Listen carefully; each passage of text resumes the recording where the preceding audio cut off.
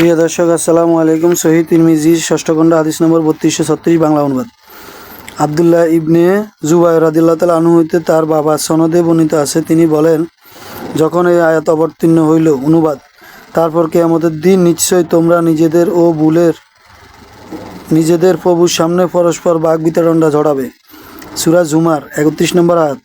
তখন জুবাইর রাদিয়াল্লাহু তাআলা আনহু বলেন যে, আল্লাহ রাসূল সাল্লাল্লাহু আলাইহি ওয়াসাল্লাম, পার্থিব জীবনে আমাদের মধ্যে যে ঝগড়া বিবাদ হয়েছে তার মীমাংসা হওয়ার পরও কি তারা পুনরাবৃত্তি ঘটবে? রাসূল সাল্লাল্লাহু আলাইহি ওয়াসাল্লাম বললেন, হ্যাঁ। জুবাইর রাদিয়াল্লাহু তাআলা আনহু বললেন, তাহলে বিষয়টি তো খুবই কঠিন। হাদিসটি হাসান। সহিহ কিতাবে 340 নম্বর রয়েছে। আবু ঈসা হাদিসটিকে হাসান সহিহ বলেছেন। হাদিস নাম্বার 3238 বাংলা অনুবাদ।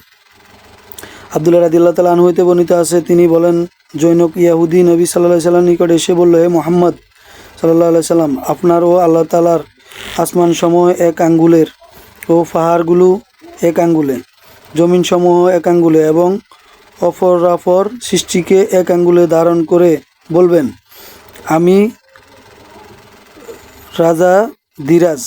বর্ণনাকারী বলেন, তার এই কথায় নবী সাল্লাল্লাহু আলাইহি ওয়াসাল্লাম হেসে দিলেন, এমনকি তার সামনে ও মাড়ির দাঁতগুলোও প্রকাশ হয়ে পড়ল।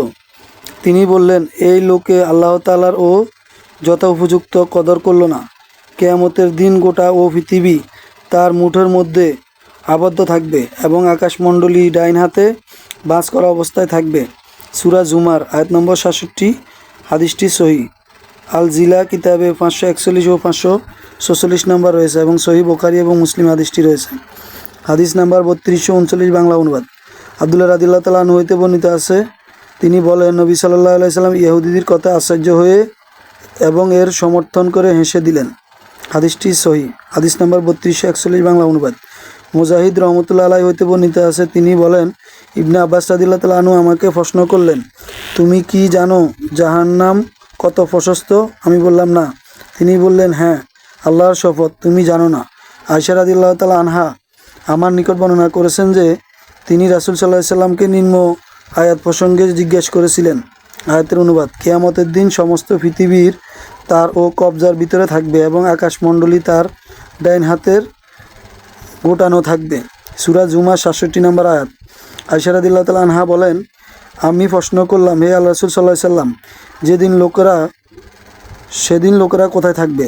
তিনি বললেন, জাহান্নামের উপকার ফুলসিলাতের উপর। হাদিসটি সহিহ। আবু ঈসা হাদিসটিকে হাসান সহিহ বলেছেন।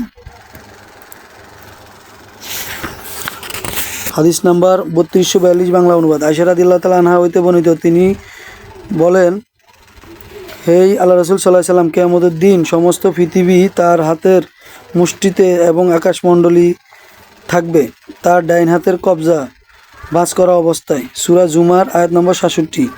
সেদিন মুমিনগণ কোথায় থাকবে? তিনি বললেন, হে আয়েশা, ফুলসিরাতের উপর। হাদিসটি পূর্ব হাদিসের নাই সহিহ। আবু ঈসা হাদিসটিকে হাসান সহিহ বলেছেন। হাদিস নাম্বার 3243 বাংলা অনুবাদ। আবু সাঈদ আল খুদরি রাদিয়াল্লাহু তাআলা আনহু হইতে বর্ণিত আছে, তিনি বলেন, রাসূল সাল্লাল্লাহু আলাইহি ওয়াসাল্লাম বলেছেন, সিংহায় ফুৎকারী মুখে ও সিংহা নিয়ে মাথায় ঝুঁকিয়ে কান খাড়া করে অপেক্ষা আছেন। সিংহা ফু দেওয়ার আদেশ পাওয়া মাত্রই তিনি ফু দিবেন। এই অবস্থায় আমি কিভাবে নিশ্চিন্তে আরামে বসে থাকতে পারি? মুসলিমরা বলল, হে আল্লাহ রাসূল সাল্লাল্লাহু আলাইহি ওয়াসাল্লাম, আমরা কিভাবে দোয়া করব? তিনি বললেন, তোমরা বলো, হাসবুনাল্লাহ ওয়া মিনাল ওয়াকিল, তাওয়াক্কালনা আলাল্লাহি রাব্বিনা। আল্লাহ তাআলা আমাদের জন্য যথেষ্ট, তিনি আমাদের অতি উত্তম অভিভাবক, আমরা আমাদের রব আল্লাহ তাআলার উপর নির্ভর করি। সুফিয়ান তার বর্ণনায় কখনো তাওয়াক্কালনা আল্লাহু এর পরিবর্তে আল্লাহি তাওয়াক্কালনা বর্ণনা করেছেন। হাদিসটি সহিহ কিতাবে 1078 এবং 1079 নম্বর রয়েছে। আবু ঈসা হাদিসটিকে হাসান সহিহ বলেছেন।